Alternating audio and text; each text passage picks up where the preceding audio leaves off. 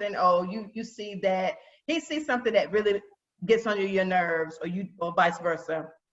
And then they love to push that button just to get a reaction because it's funny. Some people just mischievous like that. So how do you get out of that path? And okay, so I'm not gonna play this game anymore. We're not gonna do this dance anymore. So how do you get that? And you can laugh about it and move forward from that. What are some examples that you experienced? Remembering. Go ahead. Just remembering to ask yourself in the situation, and it takes practice, but remembering to ask yourself, how can I bring love into this moment? That's good, Joni. I like that. How do you bring love when you're mad? Now, come on, let's Exactly. And it takes some training to get that question to pop in when you're super pissed off. For Bob and I, what works is a safe word and a safe space for me to go to. And I know with the pandemic, it's been hard because there were times when you couldn't leave the house. So I had to find a safe haven within my home that brought me joy, even in the midst of my anger, because let's face it, if you try to attack them, or if you try to say something right then when it's happening, it's attack. But if you find your safe space where you can just go within yourself and ask Holy Spirit to help you, trust me, you're going to spend less time with the anger and more time with the resolve, because it does have to be dealt with. It has to be resolved. But you can't do it with a bitter tongue. So I think finding a safe space for myself and also having a safe word. When I say that word and we're in front of company, my man knows it's time to move to another topic. I like it. For example, I don't want to know your word, but what's for example? I like that though. Yeah, we agree, because that's another thing. You've got to be pull rank with your man, and he does to have a solid relationship that it's a sacred place for you and him, and not that and that means from family, friends, and all of that. You have to pull rank together. And I like that, having a safe word. So when you say a word, you both know where you are. Okay, that's time we need to regroup, because it's I'm getting a little heated right now. So we can, come back. So I like that, Olivia. And like you said, in company, so that when you say that in company, he knows And the same for me. He has to have a safe word, because let's face it, I'm a talker. And sometimes I'm very transparent. I may be saying things that makes him feel very uncomfortable. He doesn't want me to share. Mel knows I come from a family, we just let it all out. My husband comes from a very closed-mouth family. And so I've also had to share with him, sweetie, you got to give me a word, because I start rattling and not even know that I'm offending you. But with that safe word, he can, get my attention. It works for us. That's a good point. And I like that, Olivia, because definitely, I know for me, I'm discreet with my tongue. I'm prudent in speech. In fact, I like to think before I say it. Now, you catch me wrong now. Don't come out. It's on. But for the most part, definitely I like to think before I speak. But then everybody grows up differently. Some families just say whatever they want. They don't think about it, just say, and they're used to it, and they're all up. And that's one of my that can get under my skin, just saying anything. And so understanding the different dynamics in families, and how and appreciating how people grow up differently, and how you can marry together, even with that, and appreciate those differences. That's good, Olivia. That's good. That's a good point. That's real. It's real. And I think, I was going to say, I think for us, the one thing that we came to an agreement on early on in our relationship and then into our marriage is that we would never, quote unquote, show out in public. That's right. Show out in public. You wait till when we get in the car, it's on. Then that's it. Bring that back when you get in the car. Right? Yes. Because we had saw some instances with friends and other people that really just, showed out in public. And I think it's just, it's a sad thing to see. And that's one thing that, we say we would never do is show out in public. We'll give each other, if we have to give the eye, okay, that's it, whatever. But just, disrespectful and all that, and, arguing or whatever in front of, other people, it's just not necessary. So that's true. One thing that we've always, hold each other accountable for. I'm saying it too. Now, my eye can be strong now. So, I mean, I got to get eyebrow go up. The face. Yes. Just like my mouth. Yeah. So I got to keep nonverbal can be a killer. That facial expression control.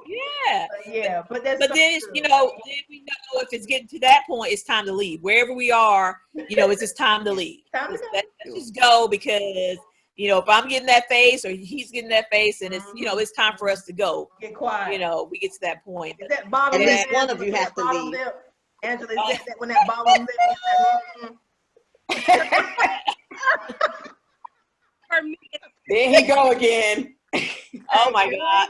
Yeah, but I love it. Yeah, I love the fact we just having some fun, ladies. Just Oh yeah. But it takes, I mean, hey, we've been married. You know, have to calculate, you know, we all of us talk about the math and everything, but yeah, it's been 24 years. 24 years. Yeah. And you have been that's off to you. You're married. Yes, you know, ups and downs and everything. And I always joke with family and friends. I say I haven't kicked them to the curb yet. Oh, that's right. So it's been 24 years. Yes, but you know, it's just building from that. It's not always a bed of roses, but you know, like you said, if it's somebody that there's potential and you know that person, you got to really know that person. And I tell you, it is true how he treats his mother. That's right. Yes.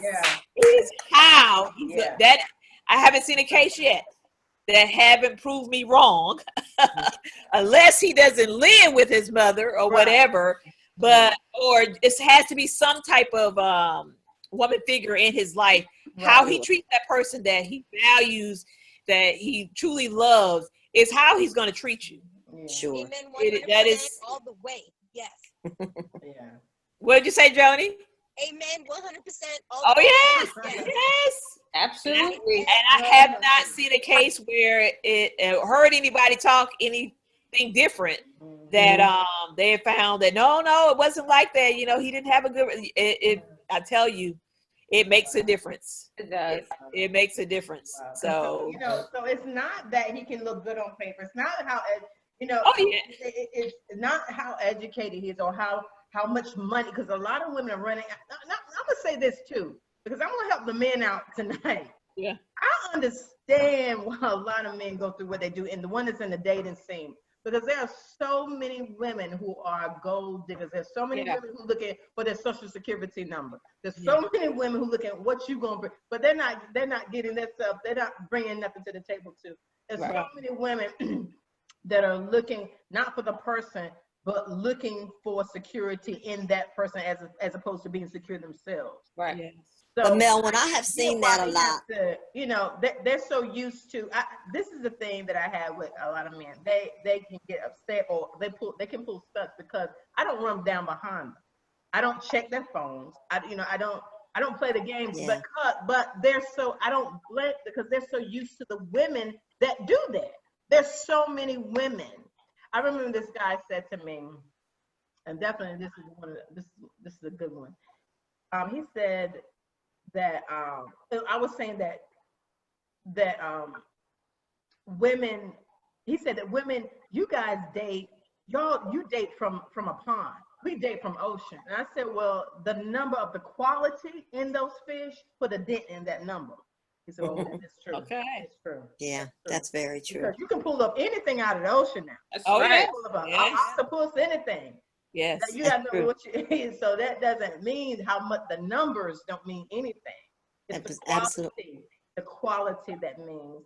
And I think that there's so many women that they're filtering through that wanting them for money, wanting them for status, that looking for a father figure in this man. Right. That they're not, they're going through so many counterfeit women that they don't know what to do with a queen. They don't even know how to. I've known a man say, I don't even know how to come to you. I don't even know how, because that's what, it's their condition dealing with the same type. It's only 1% of us now. We're the 1%. Mel, that's why, Mel, I'm so happy that you have the show, because I do think there's still some teaching that needs to happen. I believe that although I'll meet young women who are academically gifted, they've got a nice car, but if self-esteem is not good, they will become the gold diggers. They will try to tie themselves into a man because they don't have proper feelings about who they are. And a lot of that is only going to change if we get involved and we teach. And I think we have to have a platform to, one, let women gently know that, and then secondly, give them good examples of how to change, how to shift from that. Exactly. And two, a lot of men, because I definitely talk to men about relationships and about men and women. And I love being around. I love hearing what they have to say, giving them a platform, not just, they always seeing shows and stuff about women bashing men or what women have to say about relationships, but give them a chance to communicate about what it is that they need or want. But I know a lot of men, they are closed mouthed because they have to be able to trust you with their heart. They can't, you can't jump on the phone every time something go down, or jump on the phone, call your family or call your friends and tell every little thing, talking about if he didn't do this in the bedroom or whatever he didn't do and the money and stuff. Because if he can't trust you, you're not gonna have his ear. Right. And that's important to a man. I feel that's a part of me. I feel like that's a masculine side, because I am very big on verbal ethics. Like definitely Joni touched on during her video. That is another one of my ingredients of my secret scent is verbal ethics, and knowing what to say, when to say, and how to say it, and know what should be kept in the house. Right. That's important, and he can be able to trust that, because when he's dating you, he might, I'm gonna be real, he might hit it, and it may date you for a long time and get comfortable with that, but you may not be the one he married, and you may not be the one he really loves, because if he can't trust you and he can't trust your mouth, which is a channel for everything. It's a channel for you putting on fire your whole path for your life and his. If he can't trust that, he's not going to tell you anything. You're not going to be able to share and have that connection, and intimacy. Yeah. I think there's a safe component for a man and a woman, and I always chuckle at my story, because if I was an outsider looking in, it's a good story. And I remember my husband saying on our first date, he said, "Is this you all the time?" So that talks to Mel. That talks to, is this really you? Is this your true self? I said, what you see is what you get. I said, the question is this you all the time? He opened the door. He had flowers on the first day. I love that. He pulled out the chair at the restaurant. He started cutting the bread. I said, because if you hire somebody tonight to come out with you, go give him his money back. So he was questioning me. I said, is this you? And, only time would tell if this is who he is. And this is still who he is today. But they want to know, is this really you? And who am I going out with tonight? Just like we want to know the same thing. So yes, people do have hidden agendas, and people are showing up with their real self. Be your true you if you're trying to find a true him. Yeah, exactly. That's it, Jeanette. That is so true. Be your true self. What are you in it for? Are you just trying to get somebody to take care of you, come up on a white horse and sweep you away? And so how, because we're not just here to sweep up and clean up and have babies and cook. We definitely, God said that he gave male both female. He made male both female, that we both have dominion in this earth. So we're a team. And I think it's so important that we're talking to the brothers too tonight. We're helping them out, that there are some good women out there. There are some women who truly have a desire to see the king of you, see the king in you, and help you. Now, I always say this too. I hate when we say, let them be. I don't let you be a man, be one. I don't let you be a man. You be one. That's right. So, and we don't, and a lot of times I know it becomes women in their lives, or how also it's not just the fathers of men, but women in their lives also play a part in how they treat women and how they see women. Sure. Because if they ain't seen a queen in their own house, they don't know how to treat one. That's right. Can I direct a question to Lisa? Because when she was introducing, it came to my mind that she may have a very different perspective. And I guess what I'd like to ask is, was there some cultural difference for you in dating that perhaps we in the United States didn't experience? I'm not sure if when you were getting into the dating scene or getting ready to marry, was it from what we call the Western standards, or was it from the Indian standards? And I have the same question for Ifat too. Yeah, I mean, I think growing up, my parents were quite conservative. I was born in India and I lived there for a number of years before moving to the US. And my parents obviously grew up there. And yeah, I think that there's definitely, you know, a difference in expectations and assumptions. And, you know, culturally, I actually never dated anyone other than Indian men when I was younger. So, you know, it wasn't anything that I did intentionally. It was just circumstantial where, you know, I would just meet Indian men and, you know, and like I said, I barely dated as it was. So even in college, I only dated one person. So, you know, and I dated him for 7 years. And so I think that overall there is definitely a difference in terms of how I was raised and the culture that I'm from in terms of the dating world. And I can tell you even now, you know, I still feel that sense of, you know, just having some reservations as far as dating now, even though I've already kind of, you know, I'm in my prime adulthood or whatever you want to call it. So it's interesting, you know, how much of it an impact it really has. Thank you. Yeah, I think for me, dating game could be different, but you know, I have dated only like 2 guys in my life. So my husband is the second one, and luckily we ended up together. So yeah, like Lisa, I haven't dated anyone other than Bengali guy, my native place. And I think one thing that's common between everyone is that everyone wants security and, you know, some sort of commitment from their relationship. And for my husband, I mean, we started off really early, like in our early 20s, we started dating.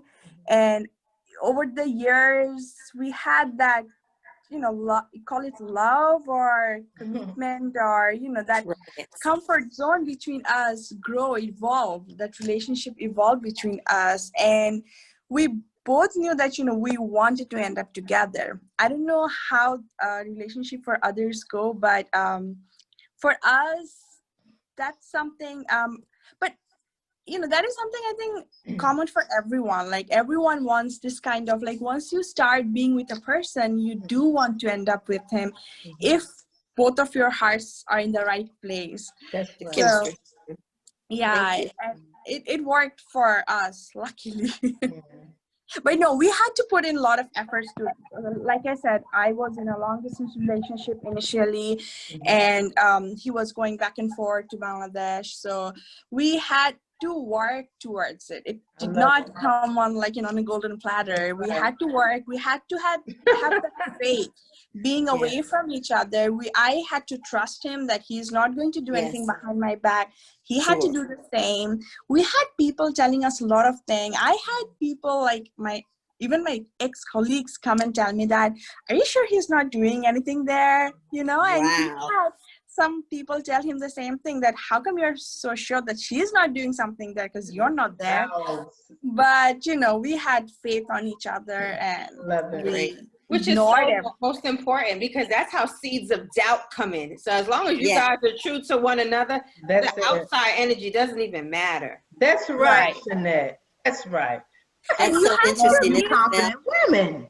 You have to give space to each other. Like, you know, you cannot constantly keep on asking, like, you know, so what have you done? What are you doing? You know, we, like, be it in a long distance or, like, you know, if you're together, you are an individual of your own, right? So you have to provide that space to your partner so that they can breathe. They can breathe in the relationship, and they know that, you know, they are not bound to anything, as in, like, you know, they're not in a prison or something. He has that liberty. I like the fact that there's so many. You have, like, for example, Angela, they met when they were in college. They were college sweethearts. And I love the fact you talk about long distance relationships, which can work. I've been in long distance relationships, especially when you're not a needy woman or a needy man, that you both on your grind, doing what you have to do, and you're looking towards the common goal. It can work. It can work. It can. I like tell my friends type of relationships here. Like, a lot of people, they don't have faith on long distance. They think that, it's not going to work out, but it can work out if you want to make it work. And not only you, like both the parties have to make it work. And it's not that difficult. I mean, it is to some extent, but if you really want to end up with this person, you can make it work. I tell that to everyone. I love it. And I love the optimism. It can. It's the friction. Anything that's worth having. It doesn't mean that we're not going to feel fear. It doesn't mean that it's not going to be any friction, because that's how we are fortified. That's how we're strengthened. So we have to, if anything worth it, we have to go over that hump to get to the prize. I love it. Right. So I have a question. And I was thinking this as Olivia was just speaking and asking Lisa and Ifat. So you, from my understanding, and I love to learn about different cultures and everything. So I just always assumed, because my neighbors are actually Indian, that the marriages were arranged. So based on the conversation that we're having this evening, you guys, it was not arranged. So I guess when you were saying the Western, so that's it. So for Lisa Ann, if yours was not arranged, right? You guys met each. Okay, wonderful. I mean, what about Lisa's? I had to involve my parents, and he. Oh, right, but it wasn't. Yeah, because most I think it's more. Families didn't do it. It was your own picking. Right. Yeah, you chose. Right. Yes. Okay. Same. Yeah, and I want to clarify the concept of arranged marriage. I think a lot of people don't really understand what that really means. Because, in India, traditionally arranged marriages were just a matter of, making introductions, really. For example, like my parents had an arranged marriage. And so, one of my mother's brother knew my dad's family, and he was friends with one of my dad's brothers, actually. So, they got to know one another, though, through different meetings. It's not like it was, one meeting and they had to get married. It was chaperoned, but I feel like people think that arranged marriage is sometimes forced marriages. And I did. I really did. That's a good point. Yeah, and it's not really necessarily that way. It may happen in certain situations where, they are encouraged strongly or persuaded to marry the other person, but I don't think that's very common. And I think that the family in any marriage plays a big role, especially in our culture and Indian culture. There's always, a lot of different events where families are together and they're very close knit. So I think that's one of the reasons that arranged marriages are popular, because I think it's a way to see how the entire families interact with each other. The parents with the daughter-in-law and the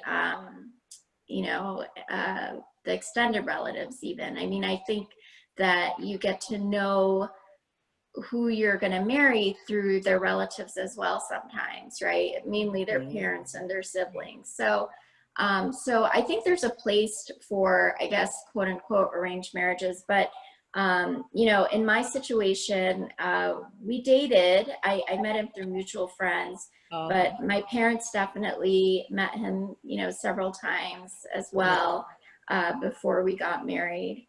And so I think that it wasn't an arranged marriage per se for myself, but Thank you, Lisa. That provided some clarity for me. Right. That clarification, yes. Right. That's why it's good to be open to listen. Yeah, learn about other cultures because you know you have your own definition of what you think you know. Yeah. So yes, thank you so much. Both of you all. Thank you for that. Assume about each other. Yes. And it may not be a truth. You know what, Lisa? That's a good point you made. You said that so-called arranged marriages, because it's like that's universal. We may meet, like for our, we may meet in our African American culture. We may meet people at a wedding. We may meet people at a family reunion. Someone brings a friend over. That doesn't necessarily mean arranged. It means that we met in the same company of mutual associates. Yeah. Right. A lot of time in our culture, things are changing now, of course, and a lot of time it means that someone introduces you to the other person. So even that can be termed as arranged, but not the conventional meaning of, like Lisa said, that forcing you into marriage, right? Like forcing you to be with someone. It's more like I have my cousins who met their husbands because some distant uncle introduced them our saw them in the wedding and thought that okay, they would make a good match, and then they communicated through Facebook or WhatsApp. They started talking and they agreed that okay, this is the person that they want to end up with, and then their families got involved. So that is also a concept of arranged marriage in our cultures now. Mm-hmm. Good info, ladies. Good info. Yeah, that's good. I like it. Again, we're learning a lot from everyone. Joni, where are you at? Hey, Joni. Please slide over so we can see you. Yes. So from Mexico, let's definitely talk about experiences. How do you guys meet, you and your husband? In college, actually. We were college sweethearts. Had to do a long distance thing for about 2 years because I was still in college by the time he graduated. So yeah, and there was a couple times where he's like, I don't know if I want to do this long distance thing, and I'm just like, that's cool, just let me know. That's right. And you have to be, both are very strong-willed in their lives and dedicated in doing what they're doing, and where emotionally you don't need to have somebody feeding you all the time, so each person can be their own person out in the world. And he had to think about it and think about where he was, and he's like, no, I was just being hasty, I just wanted to see where you were. And I'm just like, look, I'm an independent woman, like if you want to do this, we can do this, if not, I'm cool too. No, that's right. I'm cool. I'm all right. Yes. You're not stopping a show because you want to step off. You're not stopping. Got to keep the train moving. Got to keep it moving. Keep it going. Yeah. And I think what? I think that trumped everything for him when he saw that. Okay, well, look, her show is not going to be stopped because of me. So she's worth it. She's worth it. I love it. Yeah, ladies. So okay, let's model our shirts. Show off your shirts. Let's talk about how everyone can win. The ladies can win Secret Scent of a Woman shirt. The men can win the water bottle, Secret Scent of a man water bottles, and women can win the water bottles. You know what you need to do? This is the contest rules. You hit that subscribe button on YouTube. Of course, you can hit the subscribe button on iTunes, Google Play, Spotify, in your podcast. Hit it. Then if you're on YouTube, click that bell so you can receive notifications. And type in the comment section who referred you. The more people you refer 25 people, you win a water bottle. The first 3 people win a water bottle. You refer 50 people, you win a t-shirt. So let's get this thing rolling. We're about to celebrate the premiere of Secret Scent of a Man episode September 16th. This show will air. We're excited. We're going to actually do, it's going to be 2. It's going to be a part 1 and 2. And then we're going to air the Secret Scent of a Woman, where the men are going to talk about the women. I can't wait to hear what they got to say. But yeah, these shirts, I love the color. Don't you love the color? Yes. Love it. Yes. Does it show the image of your body as well? Can you do the snake? Can you do the snake? Can you do the watch? good girlfriends where we can be real, we can have fun all over the world. I love you, ladies. I love your energy. I love your personalities. I love what you bring to the table. You have so much love. You're so secure who you are. You're true women. I love you. Thank you for your time. I had so much fun with you. Thank you. This was great. Thank you, Mel. Any last words? Thanks, Mel. Anything you want to give to the world? Anything you guys want to give? Love exists. Yes. And love yourself first. Yes. Love yourself, number That's one. right, Ifa. Yes. Yeah. That's right. Be patient with one another. Yes. Stay committed. Do it all. Stay committed. Can I be patient with the eye? Can I still give the eye and the eyebrow and be patient? Yes, you can give them the facial, but be patient. Hey, anything else, ladies? Learn and know your language and learn their language. Yes. Yes. Good. Yeah. Yes. It's a two-way. It's a two-way street. Yes. Yours may not be his, and his may not be yours. I love it. And you have to explain to one another what it is, because you might miss the signs. You might not know. So that line of communication has to be open to know what the language is. Yes. Out of your head, out through your mouth. Thank you. Out of your head and through your mouth. Yes. What was that, Joni? Out of your head and through your mouth. Love it. Communication. Love it. We love you men out there. We love you men. Yes. We love to see you. You're gonna definitely. We love to see you become. Now we're not helping you to be the man you are. You're becoming the kings that you are. We're just taking the front seat to see you definitely do that. We're here definitely to edify you, men and women. We're excited about everybody's journey. We're gonna take over this 2020. Yeah. It's going to be not just 2020. It's going to be on from here after. Love you, ladies. Love you, See you on the 16th. Bye. Bye. Bye.